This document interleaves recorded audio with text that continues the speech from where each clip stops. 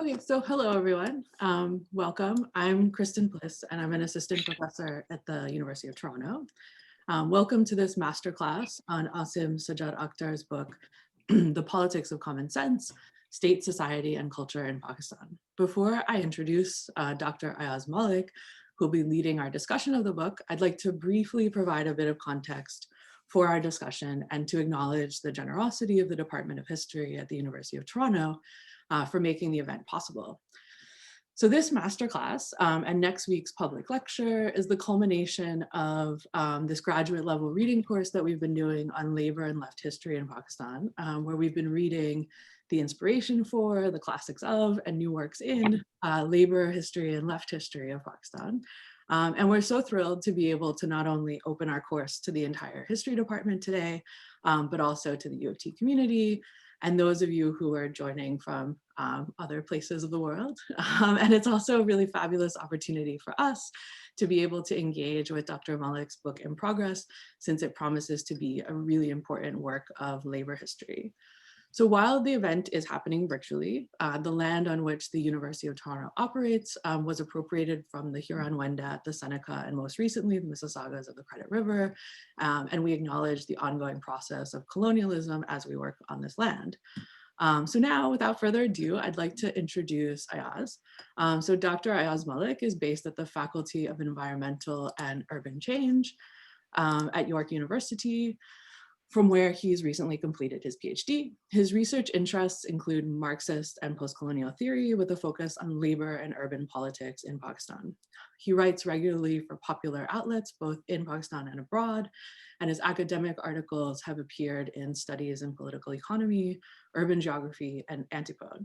His book manuscript, entitled The Unmaking of the Working Class in Karachi, 1980s to 2010s, is what we'll be discussing, like maybe a little today, but definitely next week. So if you enjoy these discussions, definitely keep an eye out for the book in the next few years, because it's going to be a big book. So now I'll kick it over to Ayyaz to give us a brief overview of the book that we read for today, and then open it up to any questions that you might have. Let me know if you'd like to be added to the queue, because I'll be keeping track of that for our Q&A part of the discussion. Thank you, Kristen. And firstly, thank you to you, Kristen, Anab, and the history department for inviting me to talk about Aasim's book, be part of this course, and then next week talk about my own dissertation in the book, which is hopefully going to emerge from that. So what I will do is I will talk for about 20-25 minutes. And what I'll do is I'll go over Akhtar's, Aasim's main argument in this book. I will briefly talk about his genealogies, his contributions, what I see as contributions, and his context in wider kind of lineages of Marxist and post-colonial theory, and then we'll open the floor up and people can we can discuss the book, and in that discussion hopefully we can also touch upon what might be some of the productive limitations of the book itself, right?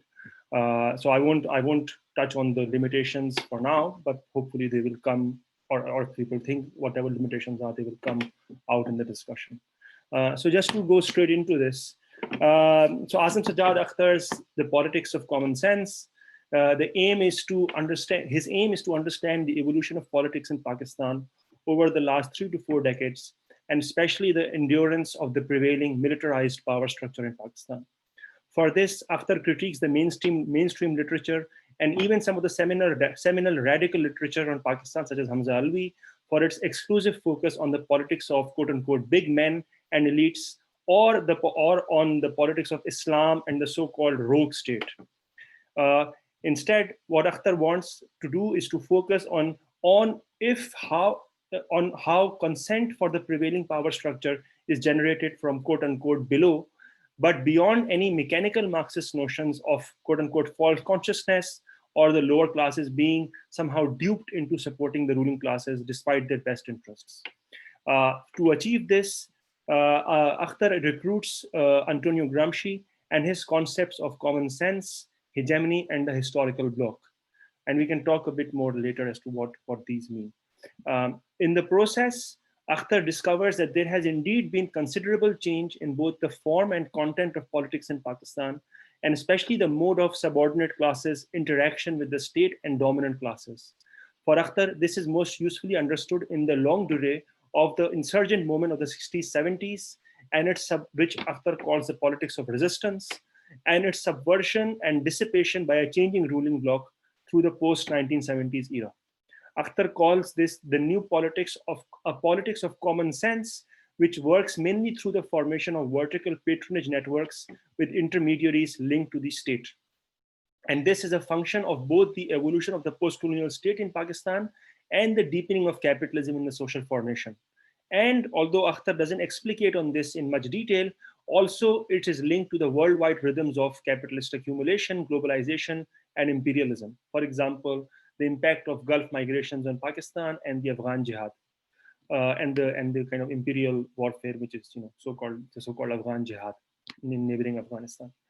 Akhtar details through extensive ethnographic research the different phases of this politics of common sense and its instantiation through the politics of common sense, including the politics of patronage and state access and the workings of differentiated intermediate classes, plus the sacred genealogy of Islam, even though, as the politics of common sense operates, the ideational Islam or what the ideal Islam maps on very difficult, with much, does not map on exactly onto the everyday practice of Islam itself, as Akhtar shows.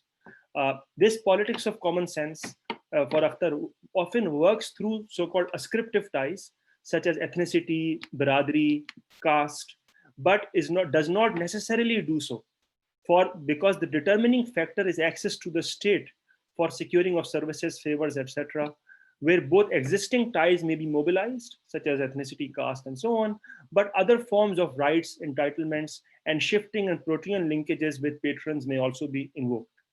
Therefore, Akhtar makes clear his difference from narrowly culturalist interpretations of third world politics or patron-client relations, and embeds the generalization of vertical patronage politics in the evolving rhythms of accumulation and in the historical conjunctural changes in the post-colonial state and the ruling bloc post-1970s in Pakistan. Now, what is this changing ruling bloc? So Akhtar says that while the old properties classes or the old dominant classes, the pre-70s dominant classes in Pakistan are still, part of the ruling bloc, and those dominant classes include the landed class, the metropolitan bourgeoisie, and the indigenous bourgeoisie, along with the civil military bureaucracy or oligarchy. But Akhtar says the key planks of the new politics of common sense and the reformatted and the reformulated ruling bloc or the historical bloc in Gramscian terms are the so-called intermediate classes and the religious political forces in that complex with the lower bureaucracy. And the changes which have taken place within the Pakistani state itself. And Akhtar calls this reconstituted hegemony a dialectic of continuity and change. Now, the politics of common sense is a strategy of accommodation. There has been a nativization of different parts of the Pakistani state and a personalization of politics through the lower bureaucracy in its linkages with different intermediaries, patrons, and what Akhtar calls the intermediate classes and the religio-political forces. The mobilization of Islam and so-called Islamization in Pakistan from the 80s onwards, Akhtar sees these as the ideological complement of the politics of common sense. Now, Akhtar also is careful to delineate that the politics of common sense is itself differentiated. So, for example, the politics of Akhtar accounts for the politics of common sense coexisting with the politics of, for example, in peripheral regions of Pakistan, the politics of ethno-nationalism and its resistant articulations to the prevailing state and power structure. However, even with these resistant articulations of politics, the process of incorporation, which is embodied in the politics of common sense, is still operative, and they coexist side by side. Now, who are these actors whom Akhtar points as the key parts of the new ruling bloc? So the intermediate classes, which for Akhtar is the linchpin of his account, are a product of the confluence of the 1960s Green Revolution in Pakistan, the Gulf migrations from Pakistan, the migrations from Pakistan to the Gulf countries through the 70s and 80s, and the investment back of remittances and the kind of upward class mobility which happened due to that, especially in the 70s, 80s, and so on, especially in the 80s, in fact, and a general deepening of capitalism in the social formation with the onset of economic liberalization and globalization. On the other hand, the other part of the other key plank of the politics of common sense are the religio-political parties for Akhtar. And the religio-political parties become very important because of, one, the state patronage that they receive as a response to the upsurge of labor and working class and student movement in the 60s, 70s, but also crucially, the international conjuncture whereby the Afghan jihad and the imperial intervention against the Soviet Union by America and Saudi Arabia and the CIA in Afghanistan makes Pakistan a key conduit in the imperial war machine, and kind of centers the religio-political forces because of their central role in recruiting and popularizing the narrative of jihad or holy war in Pakistan and Afghanistan. To be sure, again, this ideational or the ideological complement or complex of Islam and Islamization for Akhtar works in a differentiated manner. So it appeals in different ways to different social groups. So, for example, what Islam means for intermediate classes, urban merchants and traders, and the urban and rural poor will differ in key ways. So these are the two key planks of his politics of common sense: intermediate classes and the religio-political forces. Now, what are the mechanisms of absorption through which this politics of common sense and these new actors were incorporated as part of this changing ruling bloc in Pakistan? And Akhtar points to a few mechanisms. One is the use of the local body non-party elections in Pakistan through the 80s, which created a new elite from within the intermediate classes with access to the state, and therefore provided an avenue for the dissipation of what Akhtar sees as horizontal class-based mobilization in the favor of vertical mobilization through vertical patronage links culminating in the sphere of the state. Another mechanism of absorption for Akhtar is how state resources themselves were used to promote these intermediate classes and the religio-political parties. So, for example, with the religio-political parties, Akhtar talks about how even the boundaries of the state civil society, the state society boundary itself was negotiated. For example, how during the 80s, with the General Zia-ul-Haq military dictatorship in Pakistan, the state itself took on responsibility for looking after or for paying the mullahs, the clerics, and incorporated different networks of religious kind of leadership within the expanded ambit of the state itself. Another mechanism of absorption that Akhtar talks about is how Islam itself was made a central part of the ideology of the ruling bloc, or the ideological complex through which this changing historical bloc kind of justified itself. And this is, of course, a much commented about thing about Pakistan, Islamization and the role of Islam in Pakistan and so on. So I won't dwell on that much. And of course, key to the mechanism of absorption is the reassertion of a politics, as I've been talking about, of the patronage and patron-client relations. And Akhtar traces the evolution of the politics of patronage and patron-client relations in the longue durée from the colonial era. And he talks about how, while the patron-client relationship and that specific mode of politics was instituted by the colonial state by the British colonial state by the British during the colonial era, it underwent a key challenge and a substantive challenge during the 60s, 70s, when new subaltern groups rebelled against the ruling order. So therefore, when the ruling bloc or the historical bloc reacted against this upsurge of subaltern groups from the mid 70s onwards, these older logics of historically rooted political practice were reconstituted, but with these new actors rather than the traditional actors of the big landed elite and so on and so forth. And again, these new actors which are re-articulated and older forms of political practice were, as I've been saying, or as Akhtar puts it, the intermediate classes and the religio-political forces. So I like this quote, and I can quote this. So when he's talking about this reformatted hegemonic politics and historical bloc, and Akhtar says, I quote from page 133: this reassertion of the ruling bloc entailed the articulation of historically rooted political practice with evolving logics of the market, instrumentalization of so-called democratic exercises such as elections, and the forging of ideational innovations congruent with regional and global geopolitics. And so with regional global geopolitics, he's pointing towards the role of the Afghan jihad and the articulation of Islam, which came out in the Pakistan social formation because of that.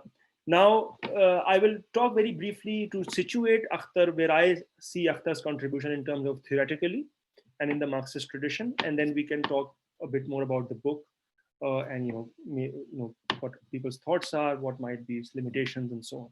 So first of all, I think what Akhtar needs to be congratulated about, although he's not here, is I think what I see is the ambition and the freshness of his project. So although his PhD on which this book is based was more than 10 years old, his PhD was from 2008, and this book is more or less a reworking of his PhD. But the freshness of Akhtar's project is that he aims to do a general or a quote unquote universal theorizing, quite contrary to contemporary fashions of focusing on narrowly defined micropolitics and the everyday, narrowly defined. But crucially, and this is a key point, he wants to work in this general or universal mode of theorizing without sacrificing any of the complexity of the particular itself. So in the political philosopher Peter Hallward's terms, Akhtar is an attempt to understand the particular as specific without reducing it to a singularity. Here, of course, it is he draws upon Antonio Gramsci and Gramscian concepts which work through and link different levels of the social totality of formation, such as historical bloc, hegemony, and most important for Akhtar, common sense or sense of commune, as Gramsci puts it. Now, in this sense, Akhtar's attempt, this book, although he doesn't frame it like that, can also be seen as a case of doing theory from the global South itself, right?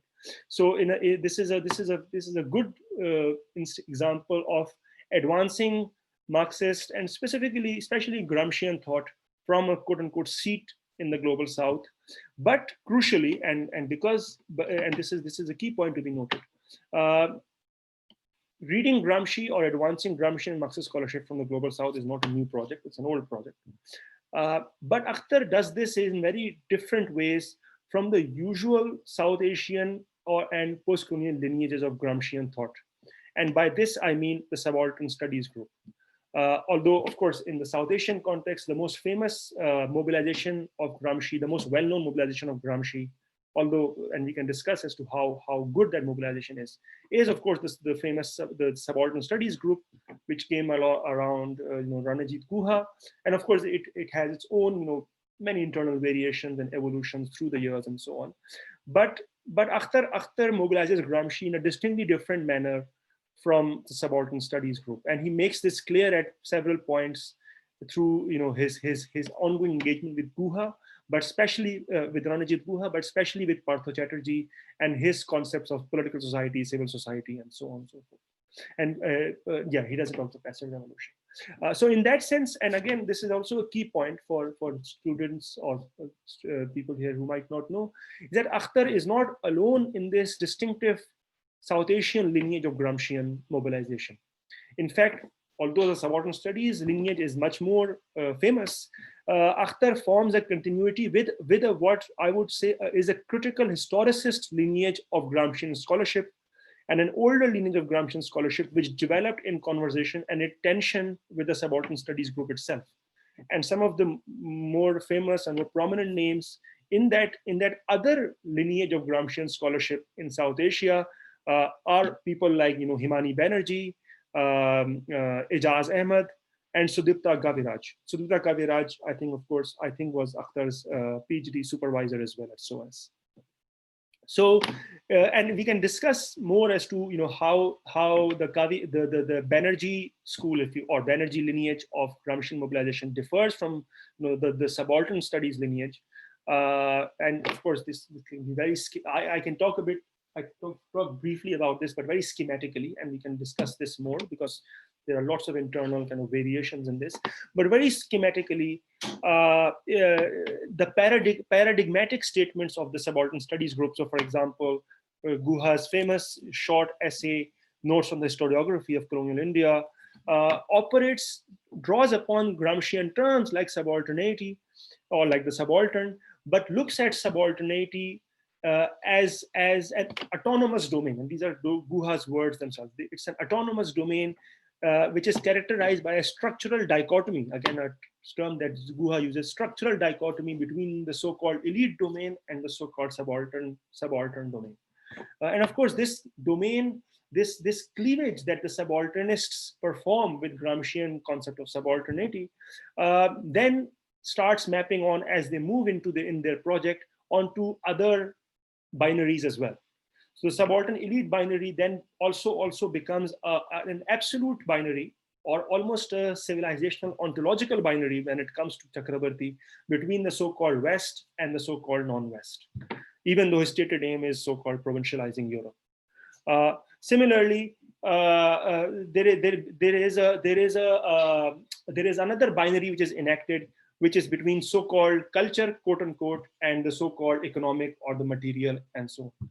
And then these binaries then get mapped onto later in Chakrabarti's work between Marx and Heidegger, which is also a bit strange because Heidegger also is European and very much part of an aristocratic, almost fascist lineage of European thought. But also in Chatterjee's case, they get mapped onto the division of political society and civil society. So political society is the domain of the subaltern for Chatterjee, and civil society the domain of the elite. And also in Guha, in Guha and Chatterjee as well, this division also gets mapped onto as a passive revolution versus hegemony. So looking at the Gramscian concepts of passive revolution and hegemony as two different things, with the so-called West being the domain of hegemony and the so-called non-West being the domain of passive revolution.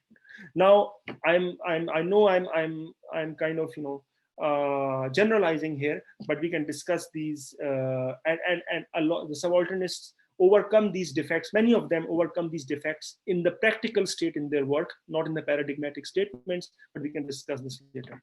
In contrast to this kind of mobilization of Gramsci, Akhtar's use of subalternity is not as a condition or as a structural dichotomy, but as a process which is embedded in rhythms of materiality, the social economic, and the rhythms of accumulation and the post-colonial state. And of course, so Akhtar's whole project, as he states in the beginning, is to look at the cultural sense of how the ruling bloc or the ruling classes or the prevailing power structure in Pakistan is legitimized from below, but without reducing it to narrowly defined culture itself. So his aim is to understand how social economic changes, wider changes in social totality, are lived through cultural forms, through ideological forms, and through everyday practice itself. And for that, as I keep repeating, the key concept for Akhtar is common sense from Gramsci, and we can talk about how well he does that and so on. But it is distinctly different, as I say. It's a distinctly different mobilization of Gramsci than what is more well known, especially in Western academia, in terms of the lineages of South Asian Gramscian thought. So in that sense, and of course in terms of Pakistan, I think it's a pioneering contribution because in Pakistan we have had a long gap in terms of radical theorizations of Pakistan. As I said, all these Gramscian and Marxist kind of innovative readings, and of course we can disagree with the subalternists and so on, but they were very innovative readings of Gramsci and Marx also and others. Have mostly happened in across the border in India, but Akhtar, I think, is pioneering in the sense that he's the first one after a long gap from the 80s, who kind of works with Gramsci, works with Marx in Pakistan. I think I will stop there, and then we can everyone can ask questions, people can give their thoughts, and then hopefully within when we are doing the discussion, they will also be we can also shed some light on what people might see as some of the limitations or the productive limitations of the work itself. Okay, thank you. Thanks so much, Ayyaz, for that incredible overview. It was really interesting and engaging, and I think it's going to launch us into an excellent discussion. So as I said before when we were opening our masterclass, I'm happy to take questions for the queue. So please let me know if you would like to get in on the conversation. But first up, we have Anab, who will take it away. So thanks again, and looking forward to the conversation. Hi, thanks, Ayyaz. That was really succinct, and like I think you did a great job of putting forward all of Akhtar's main arguments and your perspective as well. So, I mean, I have a lot of similar feelings about the book as you did at the end, where you were speaking about positioning Akhtar. So, I also really enjoyed the fact that the author and the book did not resort to cultural essentialism to explain the client patronage relationship, which I think a lot of historians and people who work on Pakistan or even South Asia do that a lot. And I think that the structure that he provided was for everyday functionality was very, very insightful. And for someone, I think the 2 points which I really enjoyed about the book was the theoretical framework of Gramsci. So someone who's really new to it, I think his work did a great job of placing it, in a context of the global South. And I think that the accessibility of his work, like how easy it is. I mean, he uses a lot of theory throughout each and every one of his chapters, but he explains it really, really well. His writing is extremely accessible, and I think for people who are interested in South Asia again from a more theoretical framework, I think works like his are very, very important. So I appreciated how well the book was written and how deeply he went into theory, but made it really, really easy and accessible for the reader to understand. And again, sort of piggybacking off your entire conversation about the contrast with the subaltern school, I also think that the way that he refuses to work within binaries. So consent and coercion were part of the same coin. Legitimization and order. So expansion of the powers base, but also the interaction between the subordinate or the intermediate class. These are also very, very nuanced ways of looking at how Pakistan has been framed. I don't think a lot of authors have been able to do that as flawlessly as he has. So I think this was one of the best books on Pakistan labor history that I've read. So I might be like going on and on about how amazingly he's done this, but I really, really enjoyed it. I think the international aspect, like I know he didn't delve very deeply into it, but again, he positioned Pakistan with, influences with the Gulf and Afghan war, but also that this is not a unique situation, that this is something which can be observed across a lot of post-colonial states. He even brought in a little bit of Arab examples, etc. So those were things which, again, I think was refreshing. African literature as well, some of the colonial African state literature. Exactly. And this was refreshing, this is the exact word that came to my mind when I was reading it. I was like, it's nice to see Pakistan being positioned and situated in such an international context. So those were like all my, overall, I really, really enjoyed the book. I think that a couple of questions that I had, and I'd love to get your view on that, is that, and please bear with me, my theoretical knowledge of Gramsci is obviously not very detailed. So this is probably the first work that I've read where, I've been introduced to concepts of his. So the first topic that I sort of had is that he brought this up a couple of times in the book, but he said like the idea of cynicism that Pakistani politics is faced with is like across cross sections of the society is basically indicative of the common sense of politics being, a fact. And I wasn't 100% sold on that. I was like, could it be apathy? Could it be just the fact that people realize they have no role whatsoever to play? So I wanted to get a little bit of your view on that. And, maybe it's a small part of it, but cynicism, I wasn't sure it completely translated into common sense of politics, if there was something beyond that to look into. And I was also really interested to hear about, so a lot of the rationalization that he's provided is definitely the consent from the lower subordinate classes to engage in the system of the state and with capital. But there was no insight into how, the higher levels of the ruling class also at some points, I'm sure, need the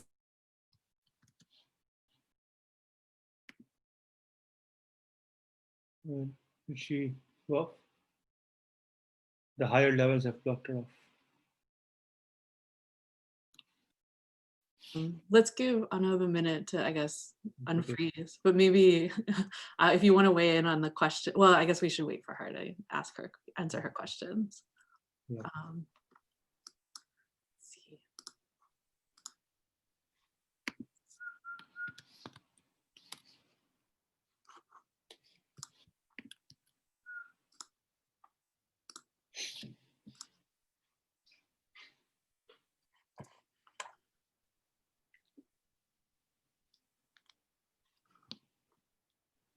I'm sure she'll come back in a minute. If anyone else has any question, then they can perhaps, and then, or you, Kristen, or someone else. Yeah, I can certainly jump in with my questions, but they're a little bit longer and they might build on a lot of the things. Yeah. So anyway, Oh, no.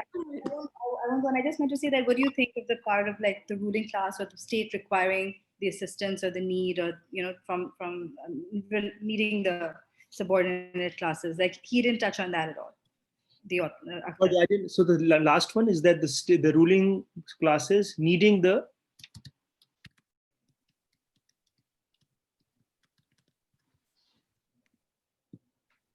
You can, yeah, go on. Can you repeat the last part? Sorry.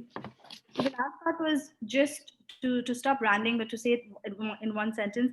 Basically, I think that the book speaks a lot about how the subordinate classes needed to engage with the state just to sort of function on an everyday basis. Right. But it didn't really give any examples of how, even, I'm sure that there are points where the ruling class or the state required they require the support of the subordinate classes. Like, and I'm thinking of election campaigning and things like where they just require their legitimacy, their support. So how come he never touches on how the need of the ruling class is also to sort of garner the support of the subordinates? It's right. Only one way. In the book, it kind of was very portrayed on a one-way stream. Okay. Yeah. Sure. No, thank you. Those are. Should I answer? Yes. Yeah, no, those are great questions. Thank you, Anna. I think in terms of cynicism and common sense, I think he uses the term cynicism to designate, and again, I'm speaking for Aasim here, and now I will start calling him Aasim because it sounds very strange to call him Akhtar all the time. But I think Aasim uses the term cynicism to designate that how subordinate classes or ruling subordinate classes, he doesn't use subordinate classes actually, which is very interesting, but subordinate classes, their interaction, they are not duped, right? They are not, this is not some clunky notion of false consciousness that people are doing it despite their best interests. So what cynicism, I think, means here is that people partake in it despite knowing that it's an unequal exchange, or despite knowing that this is an arrangement which is structurally disadvantaged against them, right?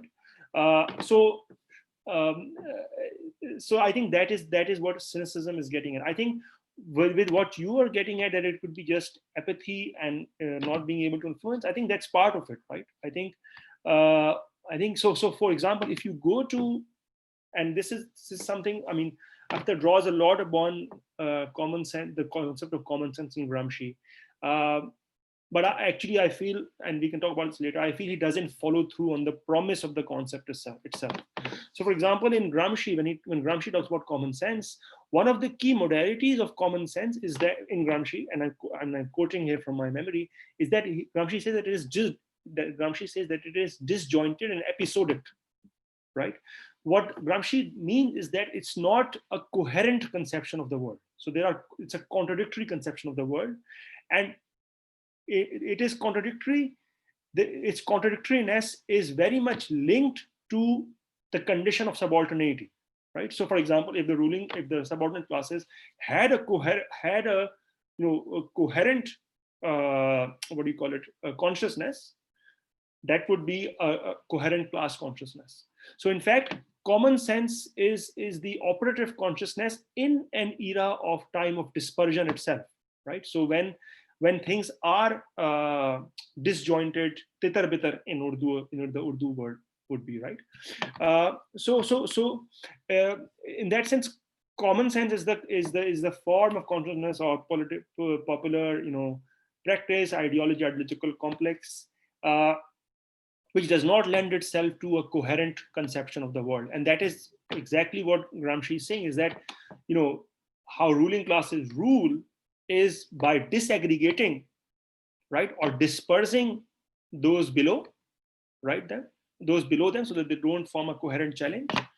And one of the modalities of doing that is to disperse, or is to disperse consciousness, or prevent the formation of a coherent subaltern consciousness, right?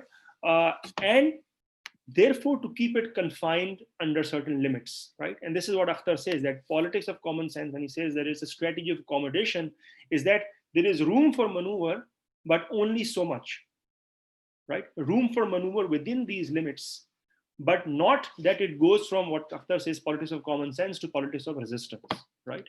So I think when he uses the term cynicism, I think it's to militate against the more orthodox or clunky, I don't even think it's orthodox, but I think Gramsci is very orthodox, more clunky understandings of Marxist understandings of ideology, which is, around false consciousness and so on and so forth. So I think that's the kind of, wider conceptual constellation in which it is working, right? The other thing, on the insights into the higher level of the ruling class, and yeah, I think in that you're right. I think I agree with you.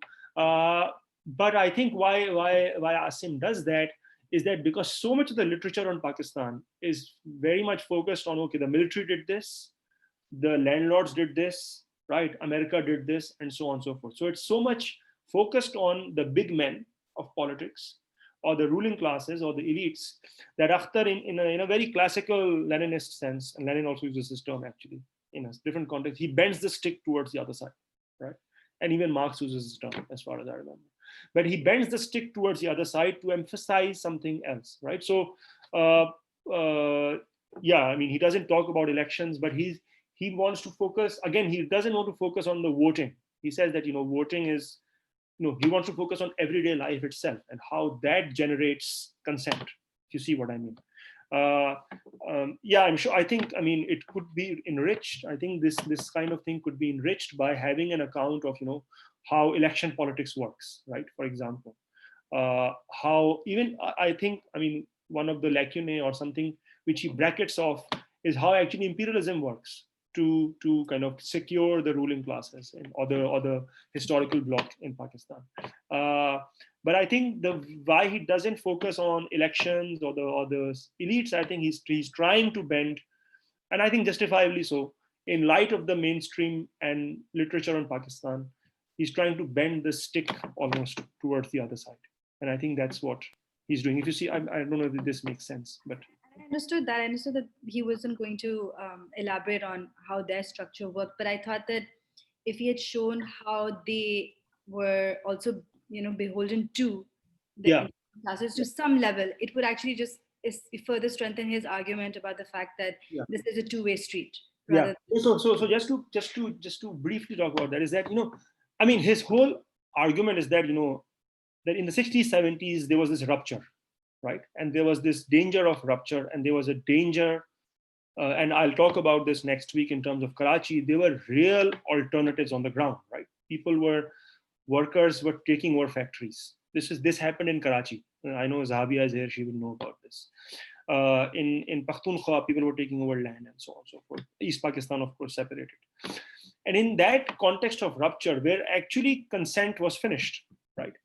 That is the overall context that Akhtar places himself in. So his whole project is motivated by, okay, how that the ruling classes, in fact, obviously need the subordinate classes to rule, right? How do they rule? They rule by generating consent through a mixture of consent, coercion, patronage, whatever, and so on. So that's the kind of, yes, so you're right. So so that's the overall structural kind of matrix that he's placing himself in, and his whole, I think what you were saying is, I think is an implicit is implicit in the framework itself, right, of common sense, of hegemony. That if one is talking about hegemony, one is already talking about, okay, we already understand that for ruling classes to rule, there will have to be some level, some modicum of consent, right, in the everyday with elections and so on and so forth. So I think what you're saying is perhaps not explicitly stated, but I think it is the overall structural matrix of the argument, if you see what I mean.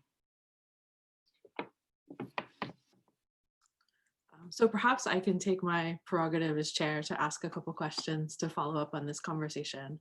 So I wanted to ask you about Akhtar's critical engagement with Hamza Alvi's theories of the state. And I know that we've talked about this before, and I've mentioned to you in the past that I find Alvi's state theory a bit clunky, and particularly his critique of Immanuel Wallerstein to be kind of based on this straw man reading of world systems, which I guess is polemical on my part, but I think that the substantive part of my critique is that there's this neglect of Immanuel's like strongly dialectical approach. And so as we've talked in previous conversations, I think my reservations about Alvi really stem from the fact that he's not dialectical in his approach to Marxism, at least the way that I see it. So how then can we put Akhtar's critique of Alvi in conversation with this debate between like analytical Marxism and a more dialectical Marxism? And it seems that the way that Akhtar is thinking about his argument is bringing in maybe implicitly a dialectical critique. And I'm curious to what you think about also Alvi's critique of Pulanzas in the NLR article, what is it, like the state in post-colonial societies of Pakistan, Bangladesh article, and how Akhtar evokes Pulanzas in the book. So I'm wondering, like, just to come back to some of the provocations you raised in your introduction, why you think the best known historical work on South Asia seizes on these multiple Gramsci's, whether it's like this Marxist, more true to Gramsci read of Gramsci, or this post-colonial read of Gramsci, which like, okay, like theoretical ingenuity is not a crime, but like, you know, Guha's Gramsci and Gramsci of the other members of the Subaltern Studies Collective is not really Gramsci. So how can we think about these multiple Gramsci's and then the sort of like more, I guess, Western Marxist debate between Gramsci and Pulanzas? And how might the work in the South Asian tradition that evokes Gramsci be different if we were to take Pulanzas as seriously as we take Gramsci? So that's, I think, the substantive question. And then I also have like a smaller, maybe fun question just to throw on the table. And that is like in our reading course, false consciousness is something that keeps coming up in session after session. And I think we've had some really interesting, productive, but ultimately inconclusive conversations about what false consciousness is, like what is its utility in historical work. And particularly with regards to labor history, since it's something I think that needs to be grappled with in some way or another. So I'd love to hear your personal views on the concept of false consciousness and how useful you think it is or isn't. So those are my questions. And for anyone who wants to get in the queue, let me know. That's a talk in itself, Kristen. Of course. We'll talk a bit briefly on all of this. So it's with Akhtar and Alvi, it's very interesting. And in fact, I noticed this yesterday and I had never noticed this before for some, I don't know why, but it's interesting because Akhtar's PhD on which this book is based, is titled The Overdeveloping State. So the PhD title and the PhD, how he frames the PhD, if you read the dissertation, is very much riffing off Alvi and critiquing Alvi. He says that the overdeveloped, which he says here as well, that the overdeveloped state is too static. What we need to understand is that it is an active process. There's an overdeveloping, and that overdeveloping process is the changing ruling block. So that's his PhD. So it's very interesting. But in his book, he jettisons that title. And in fact, if you compare, all the book is mostly what is in the PhD, but initially he also downplays the Alvi part. So he Aasim locates himself much more concretely in this debate with subaltern studies, with Guha, with Chatterjee. He's drawing upon, people like Jean-François Bayard in the politics of Delhi in Africa and so on. So great book actually. So it's interesting that he, in fact, I think initially Akhtar in his PhD is framed as an extension of Alvi, as a critique and extension of Alvi, and I think here it's extension, but he also critiques Alvi, but doesn't give that much importance to him, and he goes straight into the Gramscian stuff, I feel. I think that's interesting, but I think the main issue with Alvi, and Justin is here, he's heard this many times before from me, because he was part of my comp exam when I talked about this. But and you're right, the term that you use, Christian, is correct. That I think it lacks a dialectical kernel, if you want to call it that, simply because Alvi's understanding. So if you read the Overdeveloped State in the classic article, very famous, justifiably so, is that he focuses almost exclusively on the dominant classes. So he talks about the civil military oligarchy or the overdeveloped state in relation to the three propertied classes, which are the metropolitan bourgeoisie, the indigenous bourgeoisie, and the landowning class. And simply because of the conflict among these, he says that the state takes on a relatively autonomous or a Bonapartist or an overdeveloped role.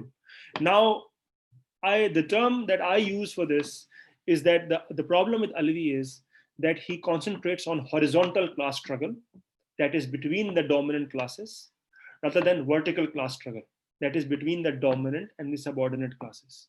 And he wants to explain, that is Alvi, he wants to explain the Bonapartist role of the third world state or the post-colonial state solely through reference to a very truncated conception of class struggle, which is, as I said, is confined to the upper layer rather than, and this is what Akhtar says, it's the functionalist essence of Alvi's theory. That because he doesn't have a conception of vertical class struggle, although Akhtar doesn't use these terms, these are my terms, he cannot locate again how, if the state is overdeveloped, okay, how is it able to perpetuate itself? And that is, of course, as I said, that is where he brings in the Gramscian concepts of hegemony and common sense and so on. So for Akhtar, and although I think Akhtar doesn't follow through on this, and this is a longer conversation, state theory, I don't think I can go into this right now. But what Akhtar is saying is that you have to look at the Bonapartist or dictatorial role or the interventionist role of the post-colonial state in the context of concrete class struggles. And Akhtar especially locates this in the longue durée of the 60s, 70s threatening of rupture in Pakistan, right? And that is where he locates the role of the state rather than simply within this, rarefied sphere of the dominant class. I think that's where Alvi falls short. And I mean, for those who are here, I've written a bit about this. How, in fact, in this sense, Alvi is very similar in a different way, but he falls into the same problematic about the state and about the state as the subalternists. And I've written about these convergences, these implicit convergences between Alvi from different sides of the debate between Alvi and the subalternists in a paper for studies in political economy, and kind of I critique Alvi and subaltern studies using Gramsci and Fanon. So people can look at that if they want. But so that's the kind of, I think that's the clunky nature, I think, of Alvi's thing. And I think, I mean, this is again, Alvi's thing is also informed by a very particular historical moment, very particular mode of politics in Pakistan, which was very much elite dominant politics at the time when Alvi was writing. And it changes a lot in the 70s era as Aasim shows, and that's why we need new theorizations. Now, Alvi's critique of Polanzas, I mean, there are many Polanzas, right? So there is the Polanzas of the political power and social classes, and then there is the Polanzas of state power socialism. I mean, if you want to put those on two ends of the spectrum, I think Alvi's key point of contention with Polanzas and Miliband is that unlike the Western state or the bourgeois state, the the post-colonial state is characterized by a plurality of dominant classes. I think that is a point well taken. I think that's a good point. I think that's a completely valid point. I think where sorry, but I also think that that Polanzas himself moves towards a much more complex conception of the state in his later work. So right, so Polanzas is a state in the early iteration of the state theory debate in the New Left Review with Miliband. Polanzas has a subject conception of the state, right? So it's the state is not an object which can simply be taken by any class and wielded for its own power. That in fact the capitalist state is very much exactly that, a capitalist state, that it is structurally there to reproduce capitalism regardless of who is in power at a formal level, right? Now, of course, and there were critiques of this conception of the state, which comes from, which drew upon critiques of Althusserian structuralism, structuralist Marxism, and so on. But later Polanzas, so the State Power Socialism Polanzas, which is the 1980 book, I think that's a book which is very Gramscian. And I think that's a book which would, although I don't think Akhtar references it at any point, as far as I remember, or I can't remember, maybe he does, I don't know. But I think when Akhtar is talking about the lower bureaucracy and the different echelons of the bureaucracy, I think is very much close to the Polanzas, who is also a Gramscian in my. So in State Power Socialism, for those colleagues who don't know, Polanzas moves towards a conception of the state which is embedded in society, but relatively autonomous from it, but also that, which has which is he calls it, what do you call it, a material condensation, right? He calls it an material condensation in the form of institution, something like that. That it's a condensation of struggles within the wider social sphere, wider class struggles, but while being traversed by all these class struggles and all these social struggles in the wider social formation, the state itself has ultimately serves to reproduce capitalism. So later Polanzas is very much open to the fact that different institutions of the state, different levels of the state might be dominated by different classes, different social groups, right? So he makes the distinction between de jure power resting de jure with one institution and de facto with one institution, and so on. So I think in that kind of almost a disaggregated conception, or the de-reified, or how do you call it, de-fetishized conception of the state, in Polanzas' later work, I think Akhtar forms a good kind of conversation with that, if that makes sense. So that's the kind of, again, I can't remember exactly if he engages with Polanzas explicitly, but I think on page 33, there's a footnote about this, like, and it's also like the more Gramscian Polanzas that you bring up. Yeah. So. Yeah. Okay. I think or I didn't make a note of it. Okay. Now, I think in terms of Alvi's reading of Wallerstein, I think you will be able to tell much more about it than I will be. So, but I think the lack of dialectical subtlety in Alvi's thing is very much to do, in my opinion, with the horizontal versus vertical class struggle issue. Now, with Gramsci, I mean, this is a long thing.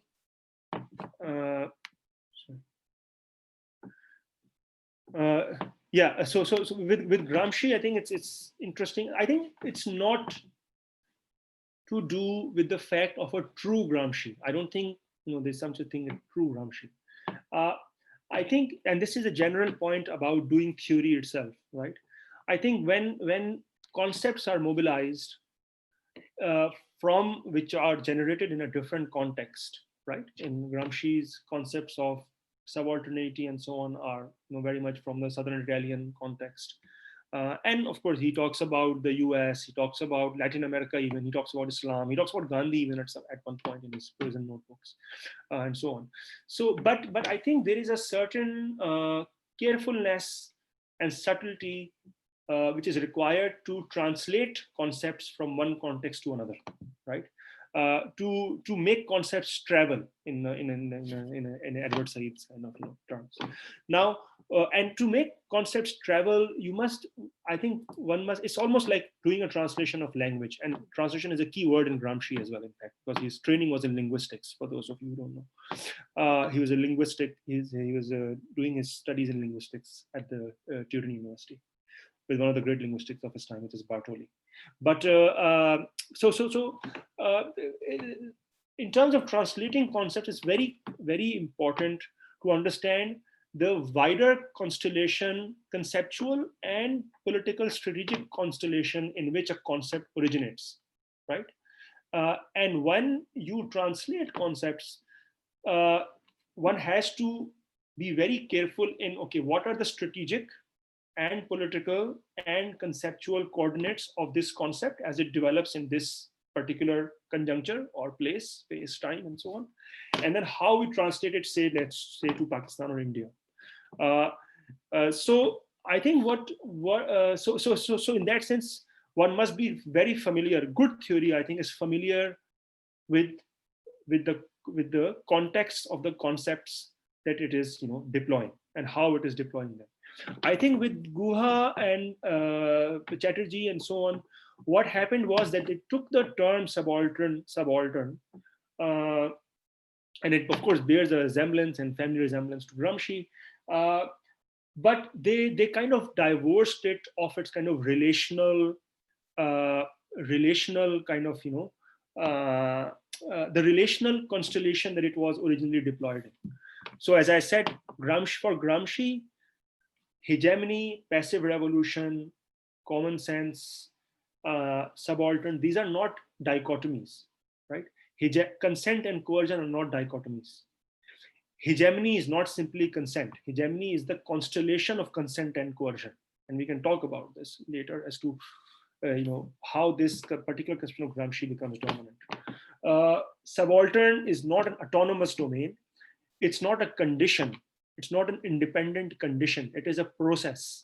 And it is a process whose subjective correlate is the process of hegemony itself, right? So subalternity is produced very much within the rhythms of hegemony itself, if you see what I mean.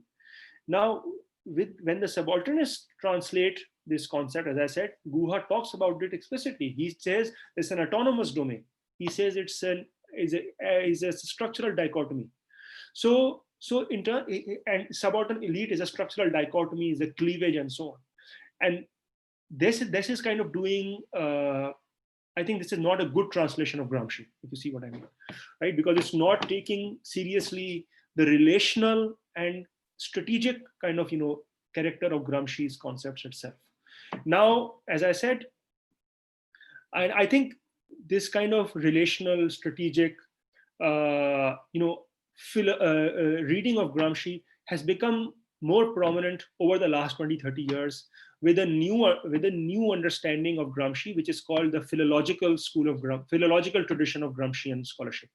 And by philological, that it means exactly that this is a tradition which is very much cognizant of the rhythm of Gramsci's thought and the rhythm of Gramsci's concepts itself, and how it developed over the Prison Notebooks project in conversation with, the debates that Gramsci was involved in the Communist Party of Italy, in the Soviet Union. We must not forget he was the representative on the Comintern for the Communist Party of Italy.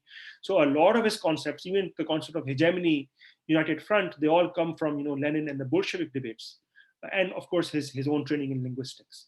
So, now the new scholarship on Gramsci is very much, taking seriously philology, the philological reading of Gramsci, to looking at the text itself and how these concepts develop, not in terms of some kind of textual involution, right, that we will discover a true Gramsci, but in fact understanding, okay, what were the political, theoretical, strategic and conceptual stakes in which what Gramsci was developing these concepts, and then how can we carefully translate these to our contexts now. And I think that kind of relational concept mobilization of Gramsci, although Akhtar doesn't affiliate himself with the philological school, because at the time, philological tradition, because at the time Akhtar was writing his PhD, this was just developing. But I think it's very much part of that tradition, which, as I said earlier, is also part of a different lineage of Gramscian thought in South Asia. So I think this is a wider question. Sorry for the long rant about this, but this is a wider question of how we do theory and how concepts travel. And concepts, you can't simply deploy concepts, in my opinion.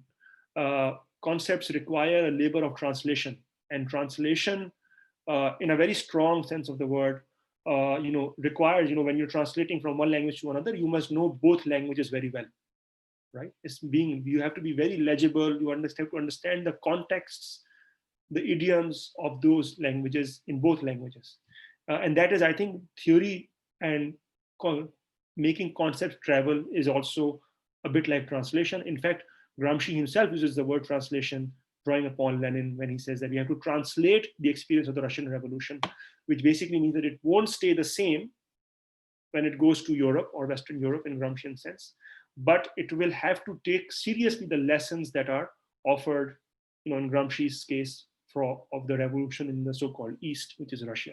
So I think this translation point, in all senses of the word, both the linguistic, philological, sociological, political, is very important. And I think that's what a good interpretation or a productive interpretation of Gramsci would do, because that would be an enabling interpretation of Gramsci, which enables and excavates social formation rather than occludes the social formation, which I think often happens with the subalternist understandings of Gramsci.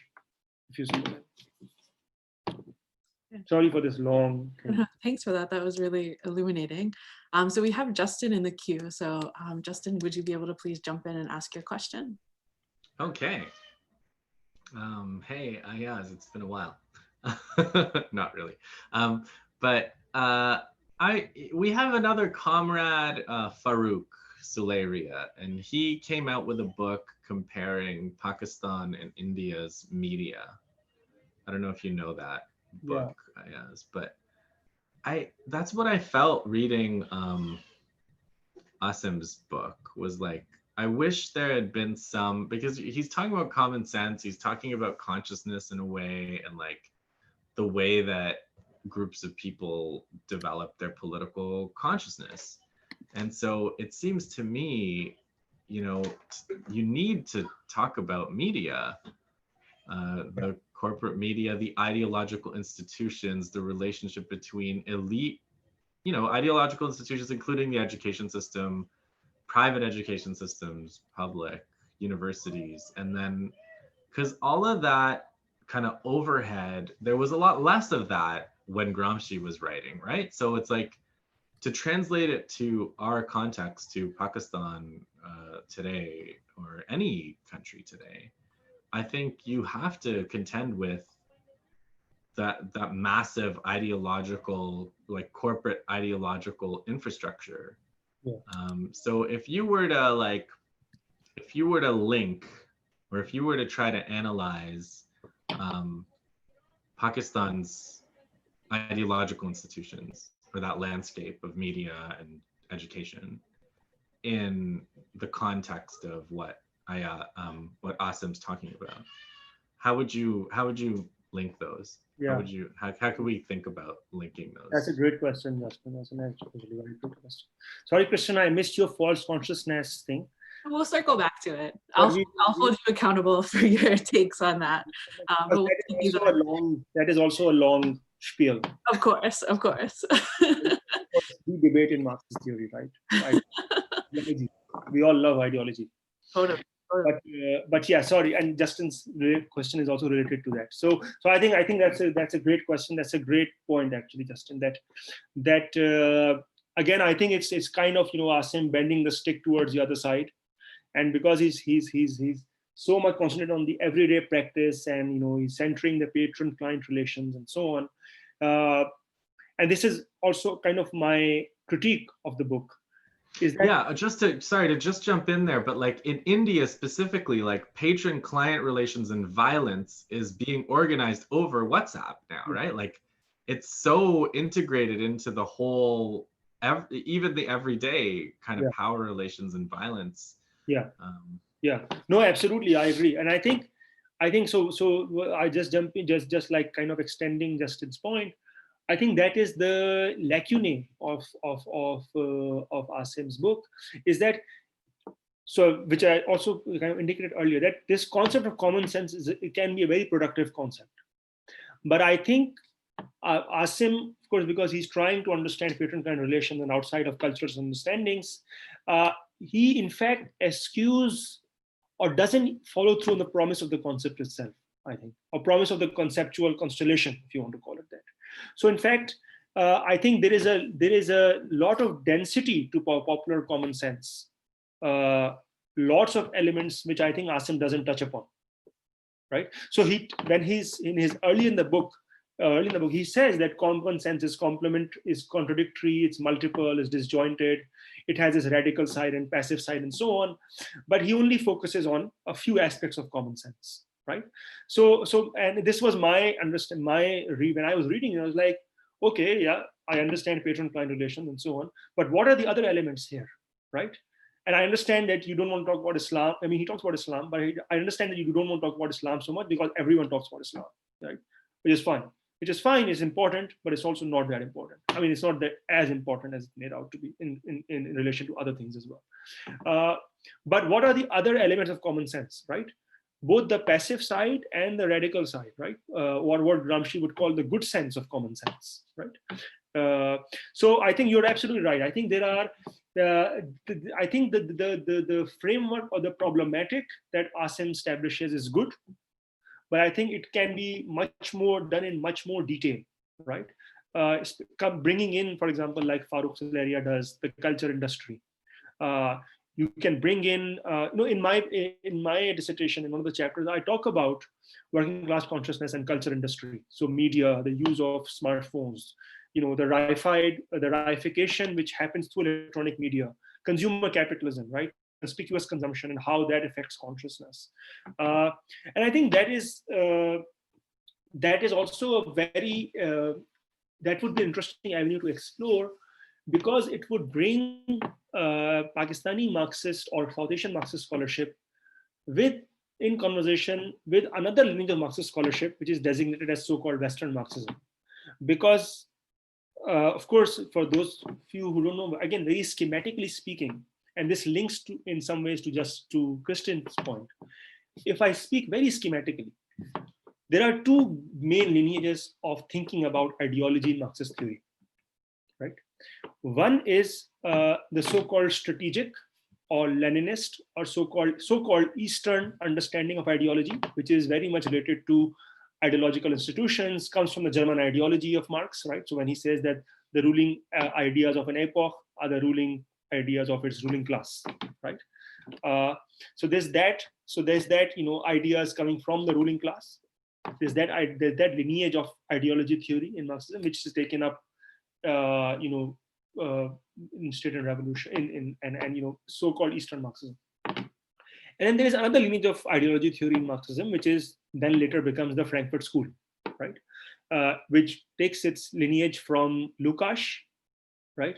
Again, pigeonholed into Western Marxism, which is also a debatable term because Lukács was very much involved in the Soviet debates. And Lukács is drawing upon the crucial section in Capital on commodity fetishism, right? So ideology and consciousness produced not through conscious volition of the ruling classes, but through everyday practice of commodity cultures itself, right? And that lineage of ideology theory is then taken forward in the analysis of culture industry by Adorno and Horkheimer and others and so on and so forth. So I think, and then of course in later years, Zizek, now Frederick Jameson and so on and so forth. I think that is the great divide, I feel, in Marxist theory of ideology. One pigeonhole is so-called Western Marxism and culture industry and the fetishism lineage, and one on the ruling class German ideology and so-called strategic Leninist Marxism lineage. And I think it's high time, especially in this era of, commodity, the postmodern capitalism, and the cultural logic of late capitalism, as Jameson calls it. It's high time that these two different strands of Marxist theory of ideology are brought together. This is an idea I've had of writing a paper on this for a long time. So in that sense also, so bringing together this idea of ideology being produced through institutions, ruling class institutions and so on, and the culture industry together, and commodity cultures and so on. And I think the Gramscian concept of common sense, in fact, is a good meeting point, because it is literally about how at everyday level, how consciousness is mediated at everyday level. And at everyday level, of course, as Lefebvre and so many people, and Gramsci, of course, himself tells us, everyday level is the unity of social life, right? That is where forces from different scales, different levels, different institutions kind of come together, right? So I think that concept of common sense can be productively kind of extended, deepened, to take into account and bring together these different strands of ideology theory in Marxism, and to take into account what Justin, you were talking about. And so, for example, and just to flag this up, for example, anyone who's read, if you've read Frederick Jameson's recent book, Reading Capital, little book, it's like his commentary on Capital Volume 1. There is a very suggestive part in the first chapter, as far as I remember, where he talks about Gramscian common sense and its convergence with the culture, with the other strand of ideology theory, because Jameson comes from that other strand of ideology theory, the so-called Western Marxist strand. And I think that's a very suggestive comment, as Jameson always does. And I think this is something which needs to be kind of developed more. I think there's a school in Germany, there's a Marxist school, Marxist kind of tradition in Germany. I think it was called ideology critique or commodity critique. I can't remember exactly now. Hogg, I think Wolfgang Hogg, and so on, who have tried to marry these different strands of ideology theory together. But I think much more needs to be done, and I think that's a kind of gap in what Aasim has done. But I think it also speaks to a wider kind of divide in Marxist theory of ideology itself, if you see what I mean. So sorry, again, this is hopefully this is a answer which makes sense. Yeah, for sure. I mean, I know you also are intervening in social media, so you're obviously trying to produce common sense too, or I don't know, some kind of popular education, right? I mean, one of my dissertation chapters, I talk about how electronic media and the culture industry, in Pakistan's case, the culture industry articulates itself with a certain pastiche form of religion and conspicuous consumption, and how these are brought together through figures such as Anab will know Amir Liaquat, so a very famous televangelists, and how religion and consumption become wedded together, and that also becomes part of how common sense of neoliberalism is lubricated through the culture industry, Islam, and consumption through figures such as people like Amir Liaquat. So there's like an American style televangelist in Pakistan. Oh yeah, there are many now, but he was the pioneer. Does he heal people and stuff too? No, he just distributes commodities. Okay. And blessings. And he makes people eat mangoes. Yeah. Very interesting man. Very interesting. Very, very interesting man. I mean, Pakistan's elite classes and middle classes look down upon him, and justifiably so. I mean, he's an unpleasant man. But in terms of, I mean, he's a very he has to be looked at through Gramscian concepts of the traditional intellectual and the organic intellectual. I think those are very interesting Gramscian concepts, which can be used to kind of deepen Aasim's kind of insights. And it also speaks to some wider things. There are concepts which Aasim uses, but there are also some concepts which Aasim doesn't use, which are also very interesting for me. But this is a different question.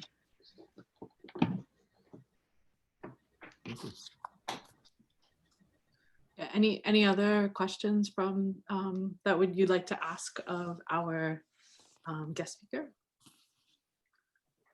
So if there isn't anyone in the queue right now, Ayyaz, maybe you can try to take a stab at this false consciousness question. Okay, yeah. if you don't mind getting into it now, because I'm personally really interested to know your thoughts, and it's a conversation that we've been having for a while, and I think it, might lend itself to some of the threads in the current discussion. Yeah. No. Yes, I mean, yeah, it's a very important question. Sure. So the question of false consciousness is very interesting. And the way it's framed also is very interesting, right? So the term false consciousness, I'll start from here. The term false consciousness presumes a true consciousness, right? And this is an epistemological question as to whether there is a true consciousness, because it links to the fact that whether there is an objective true world which one can know as such, right? Whether there is an objective separate world from humanity which one can know in its quote unquote true state, that would be true consciousness. Now the orthodox Marxist tradition, or not the orthodox, I don't think that's orthodox, I think it's mechanical. I think orthodox is much more subtle.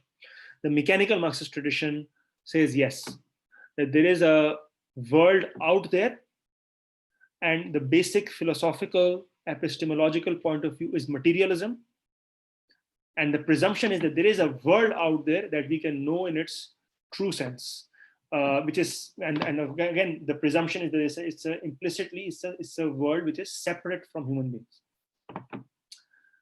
I think in Marx, and this is a very subtle point, in Marx, and again, this is a long debate in all philosophy, right? The rationalism, empiricism, so on and so forth. I mean, this is the great debate in all philosophy.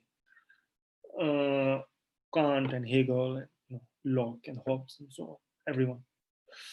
I think Marx and Gramsci and people like Fanon, even Lenin later with his Hegel notebooks, have a different conception of objectivity itself. They don't have a conception of objectivity which is out there, which is transhistorical, right? A world which is transhistorical and which is removed from the human being or the human subject itself. Marx says this, that truth is always in the thesis on Feuerbach, and I think thesis on Feuerbach is very important, because I think that's the point where Marx becomes a Marxist, because he breaks away from both Hegel and Feuerbach at that point. And he says that man and human beings must prove the truth in practice. That the question of whether there's an objective truth removed from practice is a purely scholastic question. Now, that is very much linked to how Marx conceptualizes ideology in that famous 1859 preface of the Contribution to the Critique of Political Economy, where he says that ideology, and I'm paraphrasing, and which Gramsci also uses, and he says that ideology is the terrain on which men gain consciousness. It is a terrain on which people gain consciousness of their conditions of production or conditions of life and so on. Now, what that means is that whatever consciousness, we know the real world through ideology, through consciousness. This is the point made by Althusser as well. But how can I? But the question becomes, and this is Gramsci's point, the question is not what is an absolute binary between false and true consciousness. What Gramsci is saying, for example, he says that what is important is not, I mean, if it's true or not is important, but what is important is how ideology or ideas become organic ideologies. So how they are taken up, how they become part of common sense, and how they are able to move masses, right? So it doesn't matter. I mean, of course it matters that, what I understand about the world is true. Sure, it matters. But I think what is even more important for Gramsci, for Marx, is what are the, if and how it is taken up at a popular level, right? If and how it becomes an organic ideology, right? So in a sense, they're militating against against this absolute divide between a false consciousness and a true consciousness. What Gramsci is saying is that there can be a more coherent consciousness, right, which is where his concept of his understanding of common sense comes in, that common sense is disjointed, episodic, and it has elements of good sense in it, right? So, for example, Gramsci says that common sense is contradictory, it divides people, but it also unites people, right? And the task of the Revolutionary Party, which is a very Leninist thing to say, task of the Revolutionary Party is to embed itself and work through the good sense elements of common sense, right? Those which unite people rather than divide people, and so on. But again, the key point is that that element of consciousness or coherent consciousness is already present implicitly in people's conception of the world, right? It's there in common sense.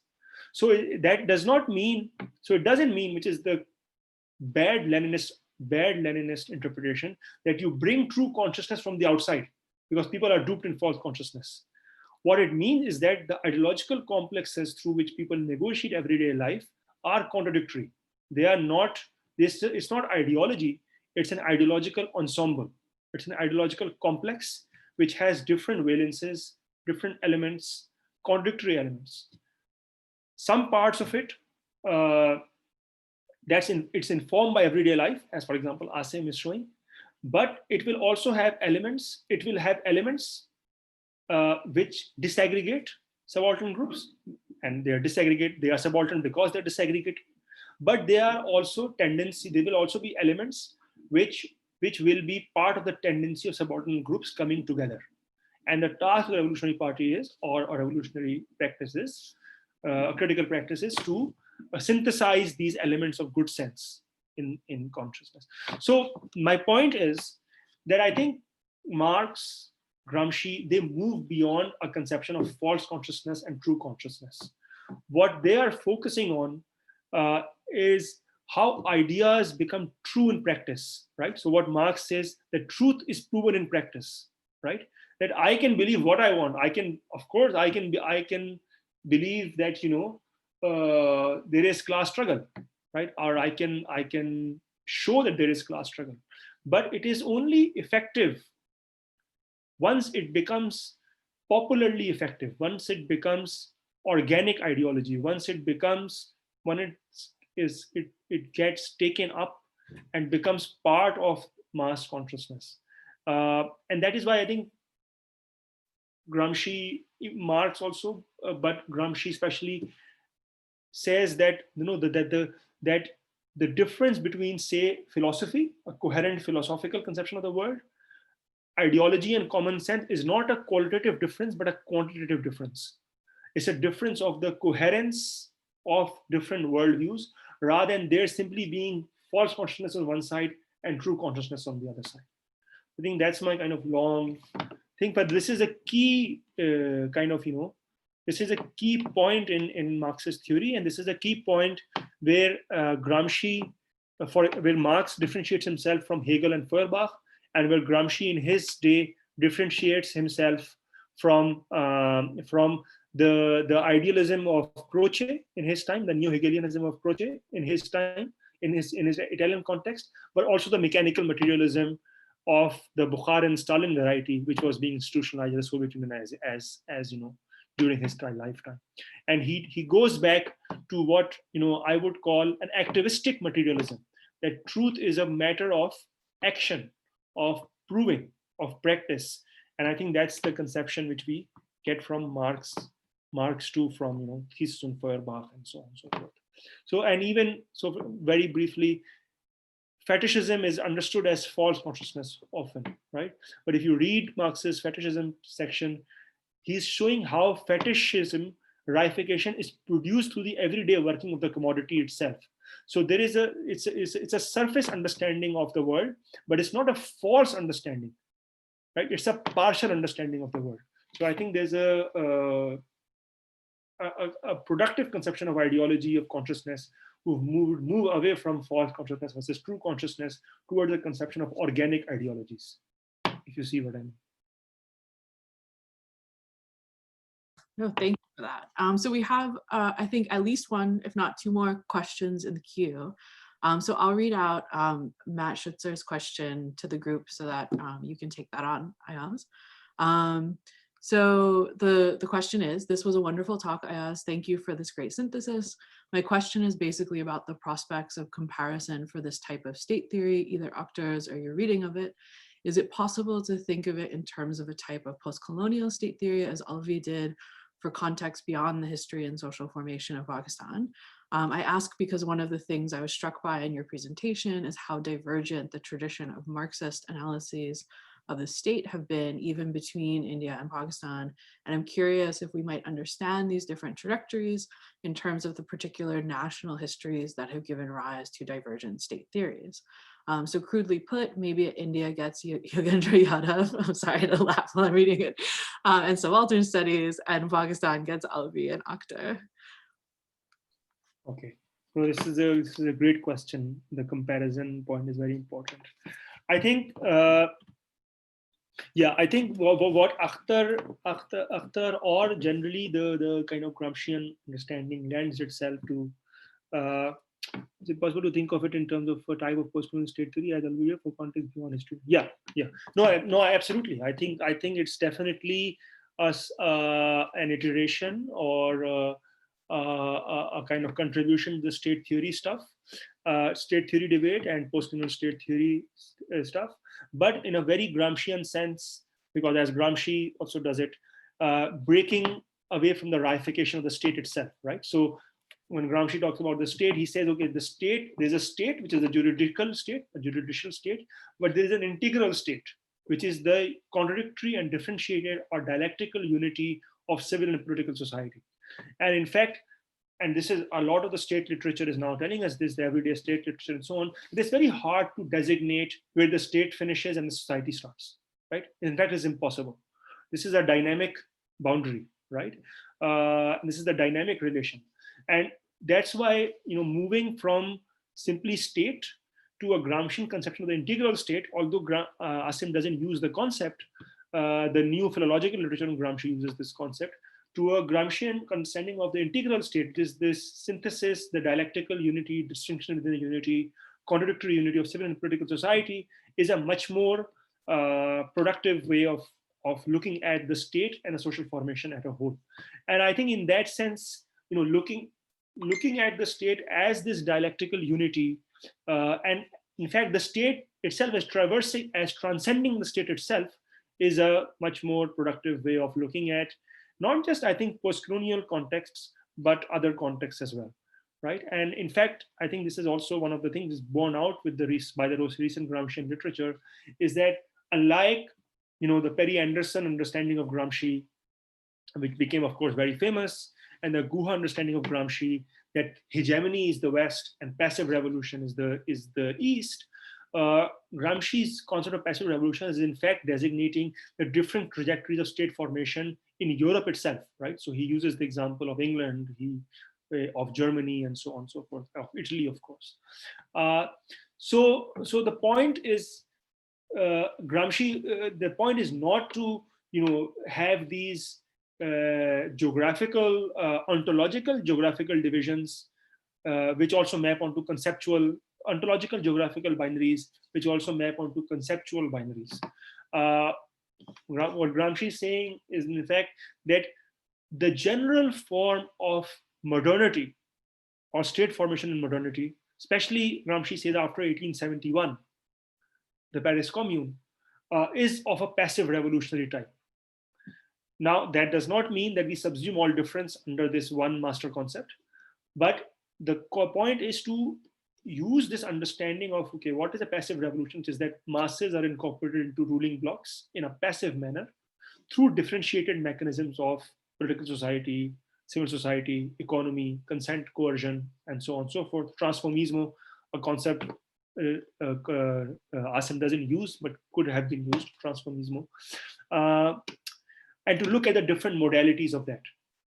I think when it comes to the post-colonial context, I think, and as I indicated earlier, I've written about this in my doctoral work, but also in my papers, is that reading Gramsci through people like Fanon, through people like Stuart Hall, I think offers much more offers a very good way of translating Gramsci to our context, to post-colonial contexts, where hegemony, ruling blocks are produced through difference. So, for example, through producing or through racialized or ethnicized difference. And I think that's where people like Fanon, Stuart Hall, I think, are very good kind of, readers. I mean, Fanon is not a reader of Gramsci, but Stuart Hall, of course, is a reader of Gramsci and Fanon and Althusser and so on. Fanon, of course, is very similar to Gramsci. In fact, Arthur Secchioto, who's I think one of the major political philosophers of our time, very underrated. Best book on Fanon in the last 20 years, if you Fanon's Dialectic of Experience. And he says that Fanon is a precocious, sorry, he says that Gramsci is a precocious Fanonist because they're so similar in what they're doing. They use even the same terms. So Gramsci, both Fanon and Gramsci use the term organic party. So Fanon uses organique in French, of course, and Gramsci is always using these biological metaphors of organic relation between party and masses. So I think reading Gramsci through people like Hall, Fanon, in our time, people like Jill Hart, I think it's a very productive way of, it's a different lineage of Gramsci from subaltern studies, but I think it's also more productive, I feel. So in that sense, Akhtar's kind of arguments or Akhtar's framework, I think, is part of that, maybe not consciously, but I think it is not easily, but carefully translatable and used for comparison of different kind of state forms, real formations. And I don't know if you looked at this paper, Matthew, but Gillian Hart has talked about this in using Gramsci, Hall, and so on. Her very good paper from 2 years ago, I think, in Progress in Human Geography, intervening in these debates, subaltern studies, postcolonial studies, Marxism, and so on, and using Gramsci, using an open conception of dialectics through Gramsci, through Fanon, through Hall, through Bertolt Altmann, and it's called Relational Comparison Revisited, Marxist Postcolonial Geographies in Practice. So that comparison debate is there, and I think you will enjoy it if you haven't looked at it, because it speaks to your comparison question directly. The other thing, I think, divergent Marxist analysis of India and Pakistan. I mean, Pakistan, unfortunately, we didn't have any Marxist analysis for a long, long time. Simply because the political situation and dictatorship and so on, there was so much censorship, and the political situation developed such that after the 80s, there was no one to do Marxist analysis of Pakistan, because the whole intelligentsia got wiped out, suppressed, Marxist theory got finished, delegitimized, and so on. So which is why still works in 2010 or 2018, from which this book is from, are taking their departure point from Alvi to 72, right? So there's a big gap in Marxist theory, in general social theory in Pakistan, which is only now being filled or being attempted to be filled by people like Aasim.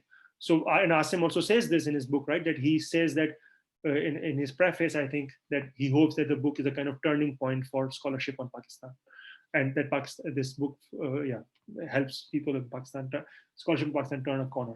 And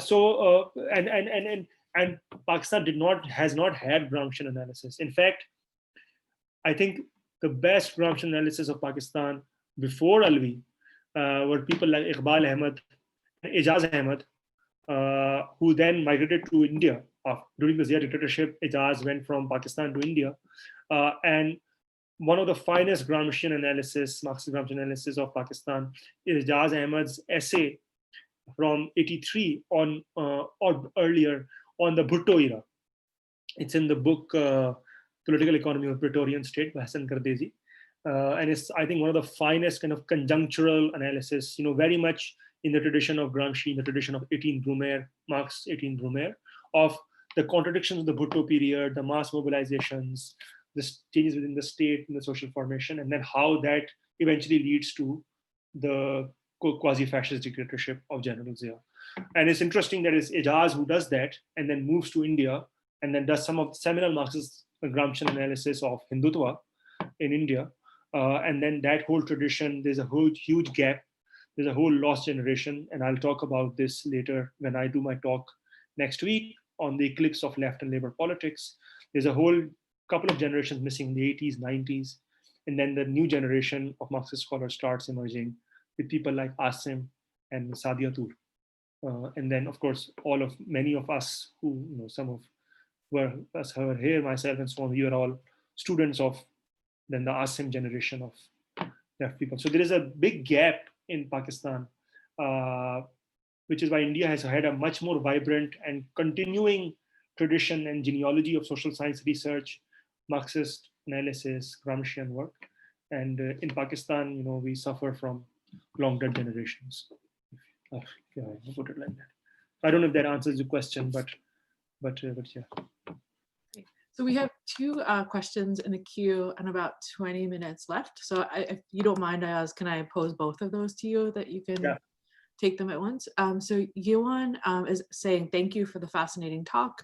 I have a quick question. How does Aasim use Gramsci's concept of common sense to help us understand the moments of rupture of hegemony in the 60s and 70s? And then there's also a question from Anushe about just curious, if you were to name a critical gap in the scholarship and research on Pakistan, what do you think it is? Just asking this question in my own interest, not directly related to the topic. Critical gap in the scholarship in Pakistan. Yeah. So if I were to what? Sorry, if I were to name. If you were to name a critical gap in the scholarship and research on Pakistan, what do you think it is? A name. Or like what gaps are there? Like what are the major gaps in scholarship on, let's say, 20th century Pakistani history? Yeah, sure. Yeah. Well, I mean, thank you, Yuan, for the question. I think that's a very good question, and I don't think, and Anab and Kristen can correct me if I'm wrong, if I've missed that part of the book, that he doesn't talk about common sense and its rupture in the 60s and 70s. Mainly, I think because his project is different. He's trying to understand post-70s politics. But I think, yeah, definitely. I think this, if he had even talked about it in a few pages, a section or so on, it would have been very helpful to, kind of contextualize the new or the reconstituted common sense of the post-70s conjuncture. So he doesn't talk about that. And I think, again, as I said, this is one of the productive limitations of the book. I think it uses the concept common sense, but it doesn't kind of almost follow through on its promise, right? So it doesn't delineate the density of density of common sense itself.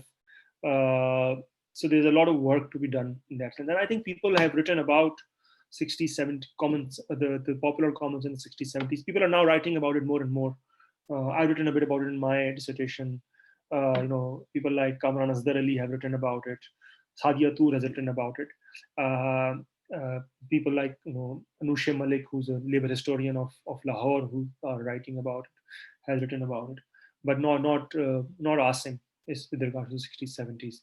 Is that correct, Anab and Kristen? Yeah, I think so. I remember actually flagging that. So that's a really good question, because on page 144 he just stated that, rhetoric aside, the vast majority of student groups, trade unions, and other organizational forms that were the heartbeat of transformative politics were metaphors into the vehicles of patronage, conforming to the broader societal trends. And I was really hoping that the next few chapters would speak to that, but he didn't.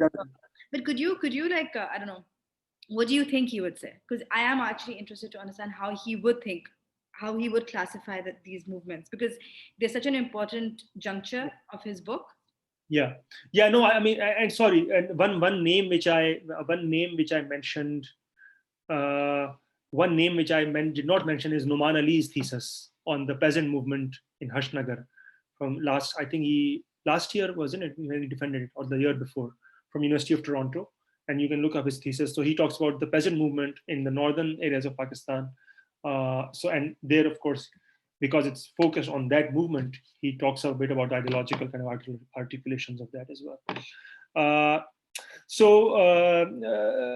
Anab, what were you saying about what would he say? Right. What would he say? I mean, look, this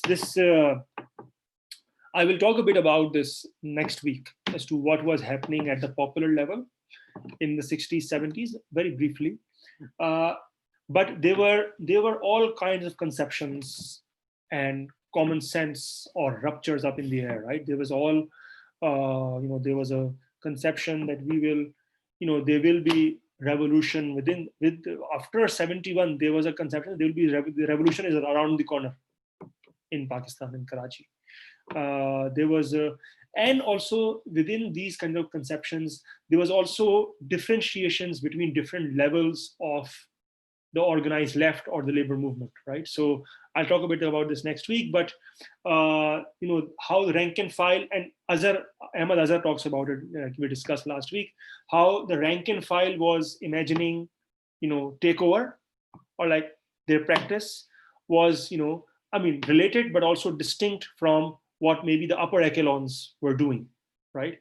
The upper echelons there was also, all these divisions between pro-China communists and pro-Soviet communists, and within the pro-China ones there were like 4 groups in pro-China, right? And so all these different conceptions are there in the air at the time, which is an index of the strength and the popularity of these conceptions at the time, but also an index of its weakness, because there was so much there was no coherent action around this, no strategic action, right? So there was an understanding, okay, this will happen, but then because as I talk about it in a different place, there are no shortcuts to hegemony, really.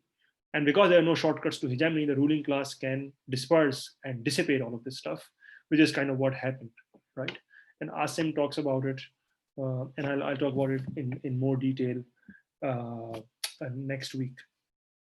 But as I said, I mean, there's all these conceptions in terms of popular common sense. There's all these conceptions up in the air of third world solidarity, of third world revolution, of workers' Raj, proletari Raj. All these terms are in there at a popular level.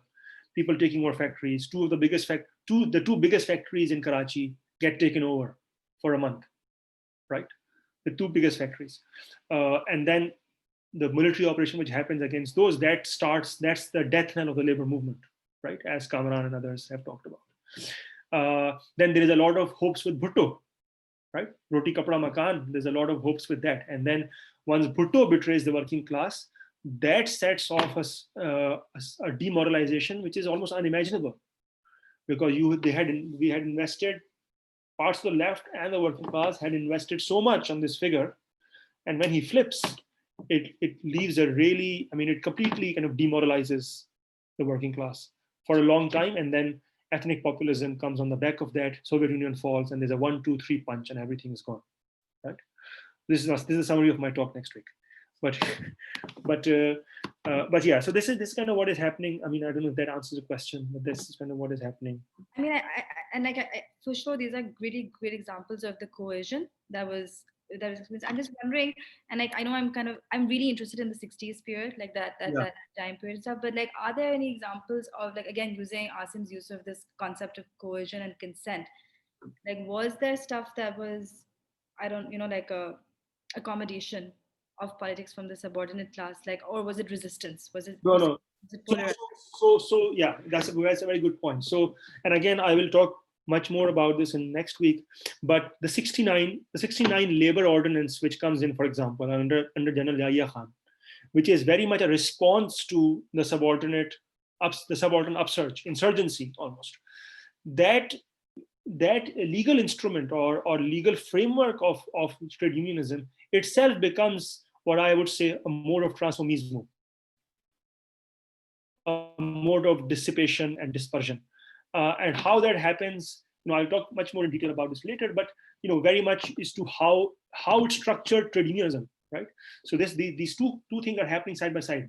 Or the ruling class or ruling bloc did, it killed off, it jailed, coerced, arrested, dissipated the radical layer, and then it accommodated the more accommodationist layer. And how it accommodated was through these legal instruments, through corruption, right? Through simply material corruption, right? When General Zia's Shura forms, there's a thing called the Pakistan Labour Alliance, and people of the Pakistan Labour Alliance become part of General Zia's Shura, right? General Zia's parliament, when he forms the first parliament.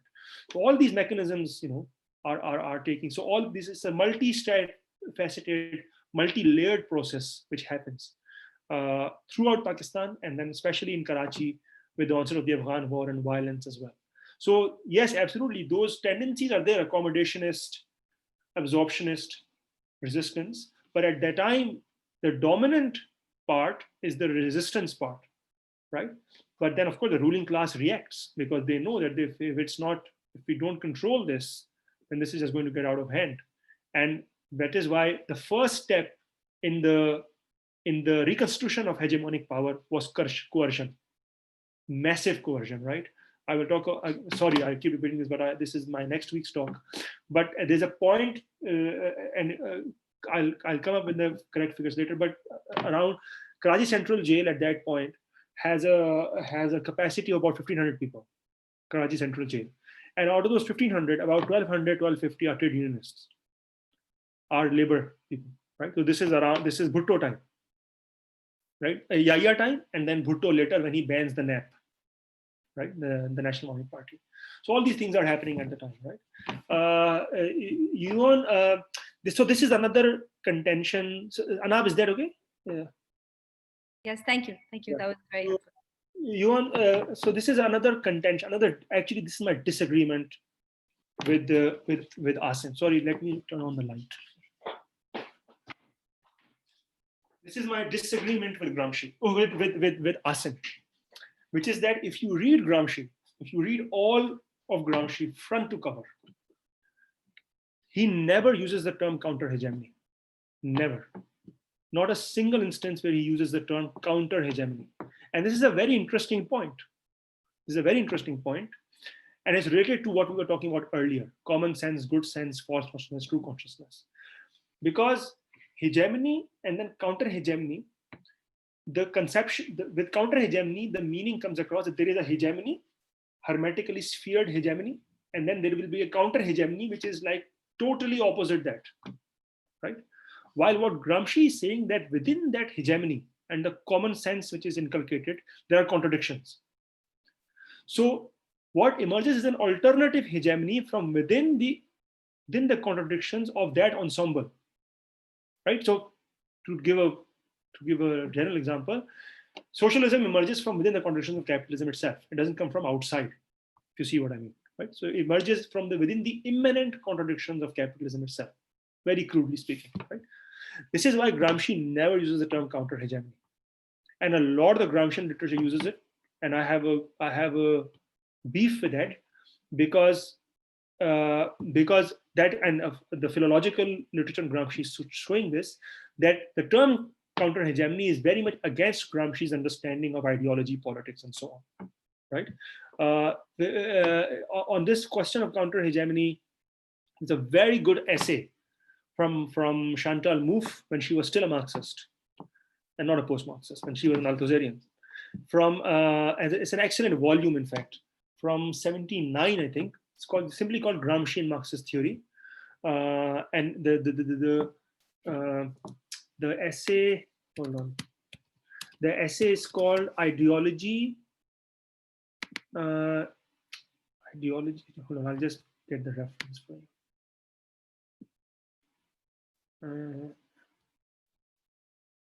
Yeah, so it's simply called Hegemony and Ideology in Gramsci. It's an essay by Chantal Mouffe before she became a post-Marxist. This is from 79. And she explains very well as to why Gramsci doesn't use the word counter hegemony. And Gramsci himself, so for Gramsci, new hegemony is not simply coming from the outside. It's an alternative hegemony which involves, and Gramsci uses these terms. He says articulations and disarticulations within the ideological complex itself. He uses the term articulation and disarticulations. He says that some elements will be emphasized and some elements will be de-emphasized. So for example, even in our common sense, we have a conception of freedom, right? But in today's society, freedom is articulated by consumption. What is freedom? Freedom to consume, freedom to buy and sell, right? But we can have a different meaning of freedom as well, right? So it's not that we invent a different concept altogether. But those differential articulations, differential emphases on different elements of ideological complexes are there. They're part of our common sense. They're part of our everyday practice. Solidarity, human beings are not selfish naturally. There's no such thing as a natural human being. Human beings have solidarity and they have selfishness. Solidarity is what Gramsci calls good sense. So hegemony doesn't come from outside. It's not counter hegemony.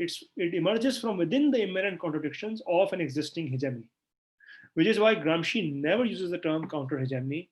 And I've had this discussion with Aasim before, and I have a disagreement with, although of course I don't think Aasim means it, as a kind of false consciousness thing, because he militates against the false consciousness narrative. But the use the term, I think it's not there in Gramsci, if you want, and there's good reasons for it not being there in Gramsci. Sorry, yeah. So, and there was another question. Sorry, a critical gap in the scholarship.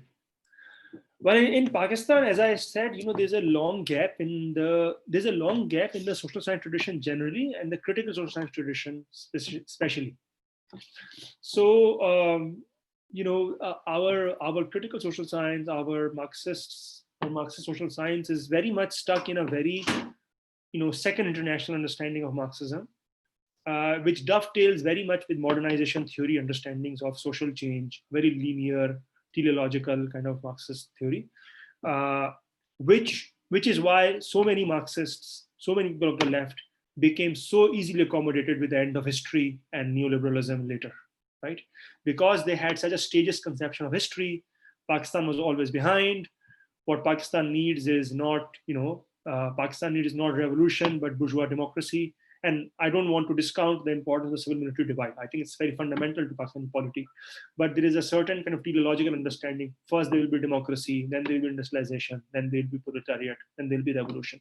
This is a very old understanding of Marxism, very clunky understanding of Marxism, which I think is which is a non-Leninist, non-Gramscian.